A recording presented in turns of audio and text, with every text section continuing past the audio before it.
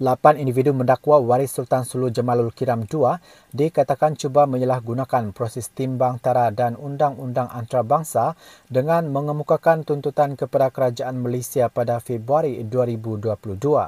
Mereka dikatakan cuba menuntut wang tebusan bernilai 14.9 bilion Amerika dolar atau 65.34 bilion ringgit atau lebih 16% daripada belanjawan tahunan negara.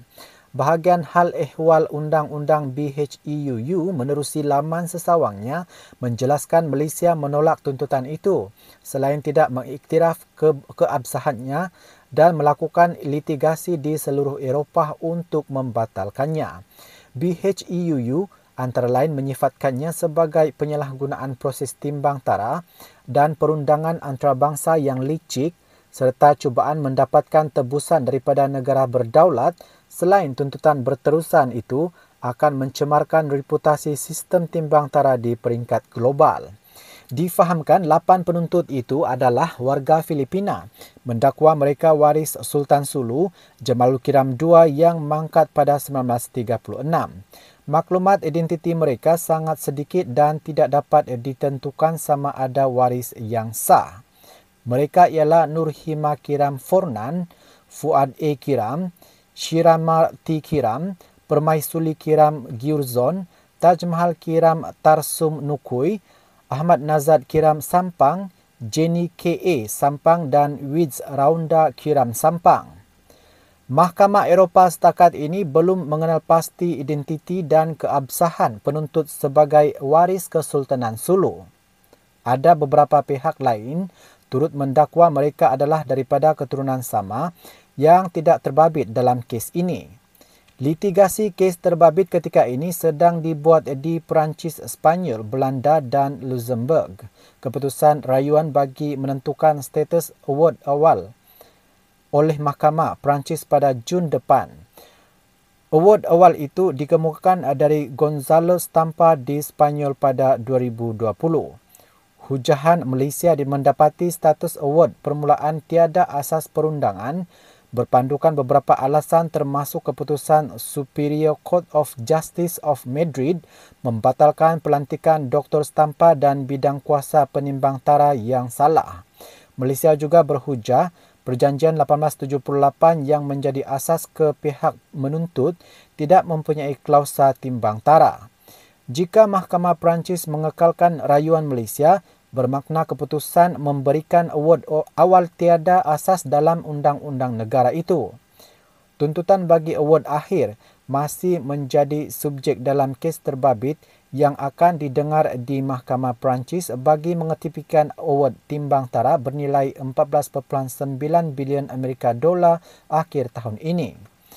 Asia Tenggara pada abad ke-19 tertakluk kepada kuasa kolonial yang bersaing untuk menguasai wilayah di seluruh rantau dengan perjanjian memberi dan menyerahkan tanah dan wilayah di Borneo Utara ditandatangani Jamalul Kiram II serta dua saudagar Baron de Overbeck dan Alfred Dane pada 1878.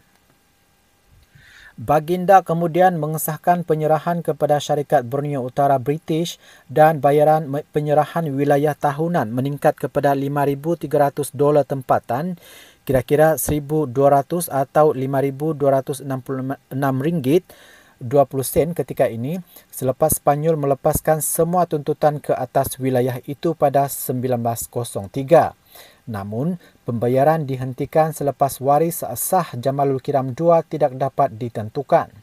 Ketua Hakim Mahkamah Tinggi Borneo Utara, Makaski menerusi penghakiman Makaski 1939 mendapati waris Sultan Sulu berhak menerima bayaran menerusi Perjanjian 1878. Rakyat Sabah pada 1962 menyertai Persekutuan Malaysia yang ditubuhkan setahun kemudian. Kerajaan Malaysia tidak pernah mengiktiraf kesahihan Kesultanan Sulu namun mewarisi Perjanjian Kolonial 1878.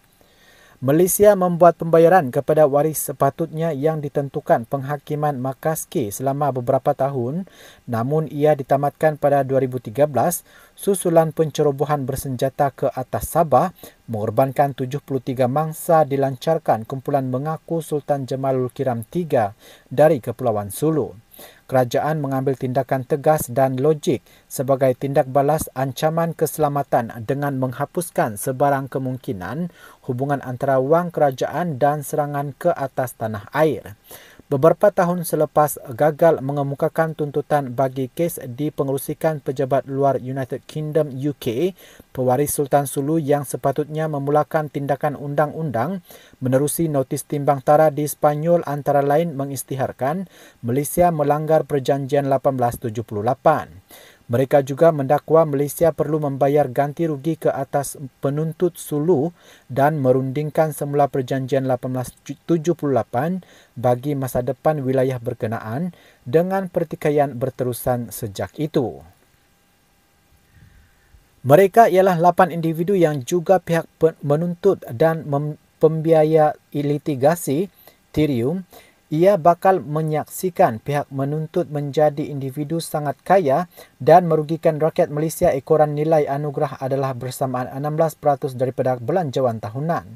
Justru, kerajaan Malaysia bertekad melawan tuntutan terbabit bagi menghalang sebarang bentuk pampasan dibayar kepada mereka. Pihak menuntut cuba untuk merampas aset di Belanda, Perancis dan Luxembourg, namun ia digagalkan susulan tindakan undang-undang daripada kerajaan Malaysia. Malaysia terus melindungi asetnya daripada dirampas pihak menuntut melalui tindakan pertahanan sewajarnya.